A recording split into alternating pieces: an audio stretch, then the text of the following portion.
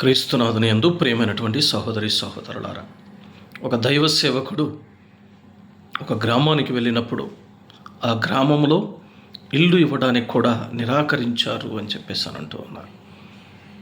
వారి కుటుంబాన్ని ఊర్లో ఉండొద్దు అని చెప్పేసి ఊర్లో నుంచి వెలివేశారు అని చెప్పేసి అంటూ ఉన్నాడు. అవును ప్రియమైనటువంటి మిత్రులారా, ఎప్పుడైతే మనం దేవుని యొక్క సేవ చేస్తూ ఉంటామో కొంచెంమంది నిరాకరిస్తూ ఉంటారు. నిరాకరించడం మాత్రమే కాదు, వారు మనల్ని హింసలకు గురి చేస్తూ ఉంటారు, బాధలకు గురి చేస్తూ ఉంటారు, అవమానిస్తూ ఉంటారు. అయినప్పటికీ కూడా మనం దేవుని వాక్యం కోసం, దేవుని యొక్క రాజ్యం కోసం నిలబడాలి అని చెప్పేసి అని అంటూ ఉన్నారు.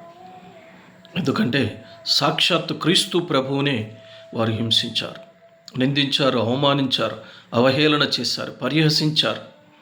అయినా కూడా ఆయన మొదట అంటూ ఉన్నాడు, మొదట దేవుని రాజ్యాన్ని, ఆయన నీతిని వెతకండి, అన్నీ కూడా మీకు సమకూర్చబడతాయి అన్నాడు. అంతేకాదు, నా నిమిత్తం ప్రజలు మేము అవమానించినప్పుడు, హింసించినప్పుడు మీరు ధన్యులు అని చెప్పేసి అని అంటూ ఉన్నారు.